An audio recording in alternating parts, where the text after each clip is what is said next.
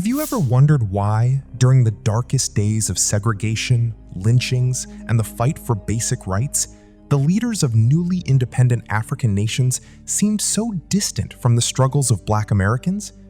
Today, we unfold some hidden historical truths that why African leaders never helped Black Americans in America. It all begins in the long shadow of history. For centuries, the transatlantic slave trade tore millions of Africans from their homelands, scattering families across the ocean. Those who survived built lives in America under chains, then under Jim Crow. By the time slavery ended in 1865, the continent of Africa itself remained largely under colonial control. European powers divided the land, extracted resources, and shaped the fates of its people. Black Americans, meanwhile, endured Reconstruction's broken promises, the rise of segregation laws, and waves of violence that tested their resilience. The story takes a turn in the mid-20th century. As World War II ended, winds of change swept both continents. In America, Black soldiers returned home from fighting fascism abroad only to face racism at home. The civil rights movement gathered strength. Boycotts, marches, and legal battles challenged the status quo. At the same time, across the Atlantic, African nations stirred toward independence. Ghana led the way in 1957 under Kwame Nkrumah, followed by Nigeria and dozens more through the 1960s. These were moments of triumph, yet they also exposed deep divides.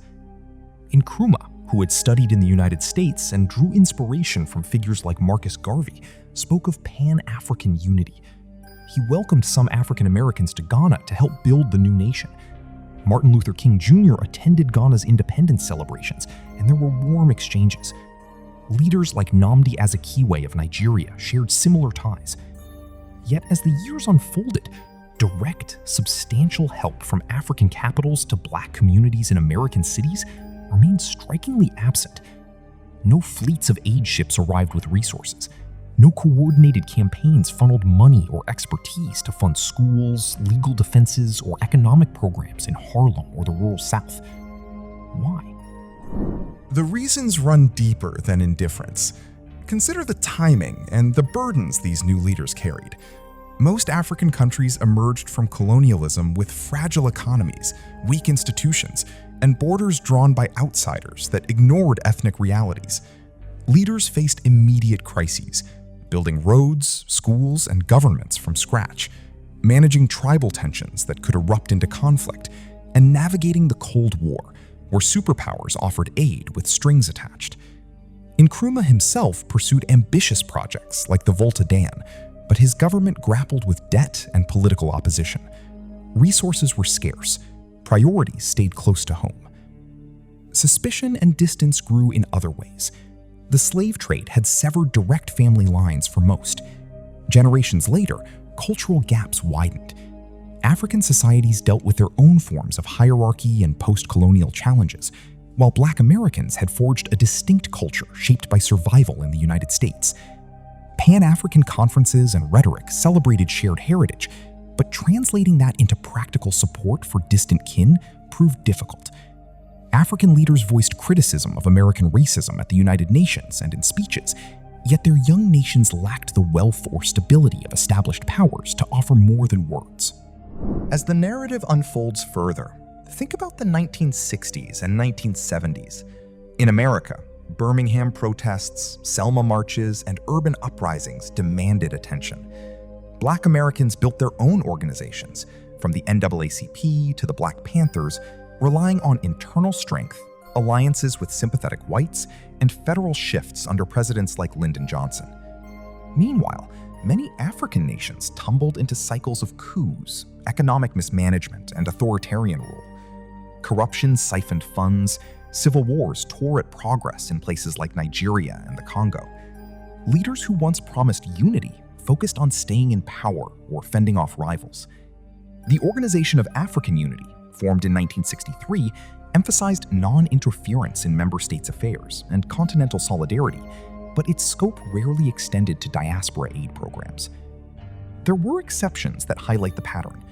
Some African diplomats offered symbolic support, and a trickle of African Americans moved to Ghana or other spots seeking connection.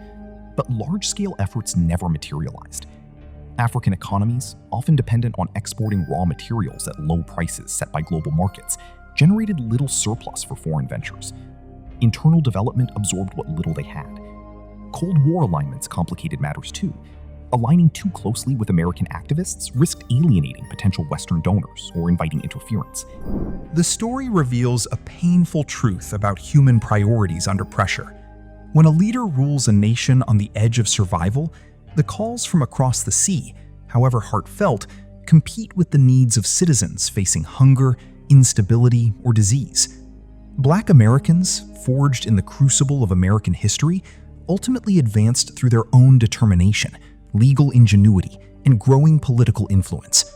Figures like Thurgood Marshall, Rosa Parks, and countless unnamed activists drove change without waiting for external saviors. Yet this absence left scars on the collective memory. It fueled questions about solidarity and identity that echo today.